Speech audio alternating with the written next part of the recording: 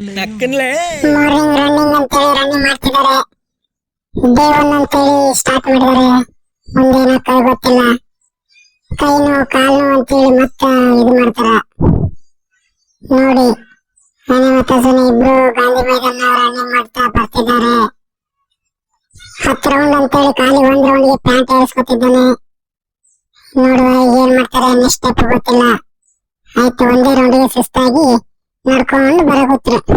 ಟಂಕದ ಮೇಲೆ ಕೈ ಇಟ್ಟ, ಆಯ್ತು ಮುಗೀತು ಕತ್ತಿ. ಏನ್ ಮಾಡೋದು ಹೇಳಿ ಫ್ರೆಂಡ್ಸ್, ಇಂಥವ್ರಿದ್ರೆ ದೇಶ ಉದ್ಧಾರ ಆಗ್ತದ ನೋಡ್ರಿ.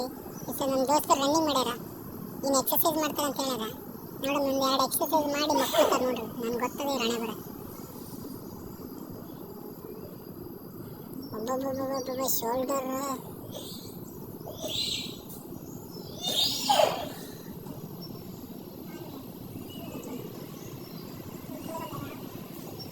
ಹಂಗಿಲ್ಲ ಇಷ್ಟೇ ದಿನ ಬರ್ತಾರೆ, ಇಷ್ಟೇ ಮಾಡ್ತಾರೆ. ಮತ್ತೇನ್ ಮಾಡಲ್ಲ. ಆ ಬಿಟ್ಟು ಡಬ್ಬಕ್ಕೆ ಹೋಗಿ ಒಂದ್ ಚಾ ಜೊತೆಗೆ ಆಲೂ ಪರೋಟ ಸರಿ ತಿಂದು ಬರ್ತಾರೆ ನೋಡ್ರಿ. ಆಯ್ತು, ಹಣೆ ಬರೋಣ ಇಟ್ಕೊಂಡು ಜಾಗ ನಿಂದು ಎಕ್ಸರ್ಸೈಸ್ ಮಾಡೋದಂಗೆ ಮಾಡಿ ನಿನ್ನ ಅಕ್ಕನಲ್ಲೇ ಬಪ್ಪನಾಡು ದೇವಸ್ಥಾನ ನೋಡ್ಕೊಳ್ಳಿ ಗಾಯ್ಸ್. ನೆಕ್ಸ್ಟ್ ಬ್ರಿಡ್ಜ್ ಮೇಲೆ ಹೋಗ್ತಿದ್ದೀವಿ. ಸೂರ್ಯ ಚೆನ್ನಾಗಿ ಕಾಣ್ತಿದ್ದಾನೆ, ಮೊಬೈಲ್ ಚೆನ್ನಾಗಿ ಕಾಣ್ತಿದೆ. ಆಮೇಲೆ ಶಾಂಭವಿ ನದಿ ಕಾಣ್ತಿದೆ ನೋಡಿ. ಹಾರ್ರಿ ಪೆಟ್ರೋಲ್ ಹಾಕಿಸ್ಕೊಳ್ಕೊಂತೀವಿ. ಸ್ಕೂಟಿನ್ 3 ಅಂತ ಹೇಳಿಲಾಗಿನ ಬೋಳಿ ಮಗ ಆನೆ. ಈ ಕರ್ನಾಟಕದ ಅತಿ ದೊಡ್ಡ ಟೋಲ್ಗೇಟ್ ನಮ್ಮ ಹೆಜಮಾಡಿ ಟೋಲ್ಗೇಟು. ಇಲ್ಲಿಂದ ಹೋಗ್ತಿದ್ದೀವಿ ಗಾಯ್ಸ್, ಬನ್ನಿ. ಈಗ ನಾವು ಹೋಗ್ತಿರೋದು ಹೆಜಮಾಡಿ ಬೀಚ್ಗೆ. ಹೆಜಮಾಡಿ ರಸ್ತೆಯಲ್ಲಿ ಹೋಗುತ್ತಿದ್ದೇವೆ. ತೆಂಗಿನ ಮರ, ಲೆಫ್ಟ್ ಸೈಡ್ ಗದ್ದೆ, ರೈಟ್ ಸೈಡ್ ಅಂತ ಹೋಗ್ತಿದ್ದೇವೆ. ಈಗ ರೈಟ್ ಸೈಡಿಗೆ ಮತ್ತೊಂದು ಗದ್ದೆ ಬರ್ತಿದೆ. ಪ್ರಕೃತಿಯನ್ನು ನೋಡಿ ಆನಂದಿಸಿ. ಟೆಕ್ನಾಲಜಿ ಯುಗದಲ್ಲಿ ಸೌಂದರ್ಯ ನಾಶವಾಗುವುದನ್ನು ತಡೆಯಬಹುದು. ಈಗ ಬೀಚ್ ಕಡೆ ಬಂದು ಹೆಜಮಾಡಿ ಬೀಚ್ ನೋಡಿ ಎಷ್ಟು ಸುಂದರವಾಗಿ ಕಾಣುತ್ತಿದೆ. ಪ್ರಕೃತಿ ತುಂಬಾ ಒಳ್ಳೆಯದು.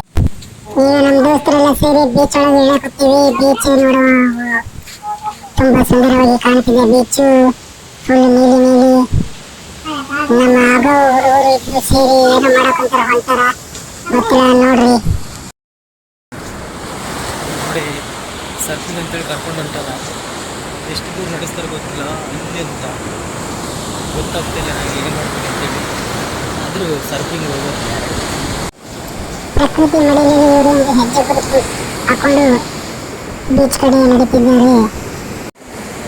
ಪ್ರಕೃತಿ ತುಂಬಾ ಸುಂದರವಾಗಿ ಕಾಣುತ್ತಿದೆ. ಬೀಚ್ ಅಂತ ನೋಡ್ರಪ್ಪ ಕಾಣ್ತದೆ ಹೇಳ್ರಿ. ಇದೇ ತರ ನೋಡುವಾಗ ಇಲ್ಲಿ ಸರ್ಫಿಂಗ್ ಕೋಚಿಂಗ್ ನಡೀತಿತ್ತು. ಸರ್ಫಿಂಗ್ ಕೋಚಿಂಗ್ ನೋಡ್ಬೇಕಂತೇಳಿ ಬಂದ್ವಿ. ತುಂಬಾ ಸುಂದರವಾಗಿ ಕಾಣ್ತಿತ್ತು. ಇಲ್ಲಿ ಎಲ್ಲರೂ ಒಟ್ಟಿಗೆ ಇದ್ರು. ಹಾಯ್ ಗಾಯ್ಸ್, ನಾನು ಮತ್ತು ಅನಿಲ್ ಬಂದಿದ್ದೀವಿ ಹೆಜಮಾಡಿ ಬೀಚ್ಗೆ. ಸರ್ಫಿಂಗ್ ಕೋಚಿಂಗ್ ನಡೀತಿದೆ. 5 ದಿನಕ್ಕೆ 10,000 ರೂಪಾಯಿ ಅಂತ. ಅದು ರೆಸಾರ್ಟ್ ಸ್ಟೇ ಅದೆಲ್ಲ ಇರ್ತದ. ಇಲ್ಲಿ ಬಯ್ಯನವರು ಕರ್ಕೊಂಡು ಬಂದು ಇಲ್ಲಿ ಸರ್ಫಿಂಗ್ ಎಲ್ಲ ಹೇಳ್ಕೊಡ್ತಾರ.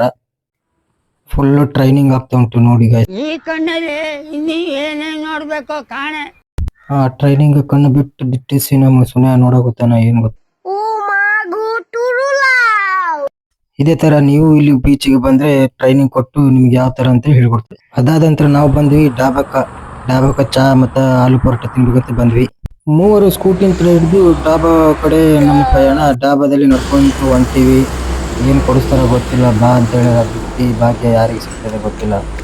ನಾನೇ ಕೊಡಿಸ್ತಾನಂತ ಹೇಳಿ ಯಾರ ಮೇಲೆ ಡಬ್ಬಾಕ್ತಾರ ಗೊತ್ತಿಲ್ಲ. ನಾವಂತೂ ಫುಲ್ ಜೋಶ್ನಲ್ಲಿ ಹೋಗ್ತಿದ್ದೀವಿ.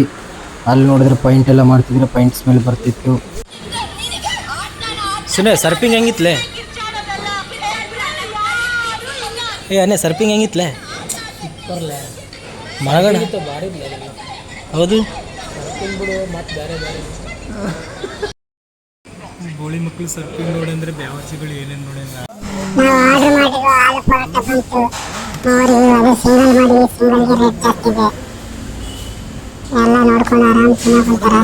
ಆಮೇಲೆ ಮೊಬೈಲ್ ಬನ್ನಿ ಗಾಯ್ಸ್ ಟೇಸ್ಟ್ ಮಾಡುವ ಆಲೂ ಪರೋಟ ಹೆಂಗಿದೆ ಅಂತೇಳಿ. ಅವನವನು ಎಮ್ಮೆ ಚರ್ಮ ಇದ್ದಂಗ ಅದ, ಬರ್ಲಾಗ್ಯದ ಹೊಟ್ಟೆ ಎತ್ತಿದ್ದು ಮಾಡಿದ್ರೆ ಬರ್ಲಾಗ್ಯದ. ನೋಡಮ್ರಿ ಟೇಸ್ಟ್ ಮಾಡಿದ್ರೆ ಹಂಗ ಸೂಪರ್ ಅದ. ಎಲ್ಲ ಆದ ನಂತರ ಸಾಂಬಾರ್ಗೆ ಈ ತರ ಬಟ್ ಹಾಕಿ ಅನಿಲ್ ಸ್ಟೈಲ್ ನಲ್ಲಿ ಕುಡಿಬೇಕು. ನೋಡ್ರಿ ಹೆಂಗ್ ಕುಡಿತಾನ ಅವನವನು. ಪ್ಲೇಟ್ ಖಾಲಿ ಬಿಡಬಾರ್ದು ಎಲ್ಲಾನು ಬಗ್ಗಿಸ್ಕೊಂಡು ತಿನ್ನಕ್ ಕುಂತಾರ.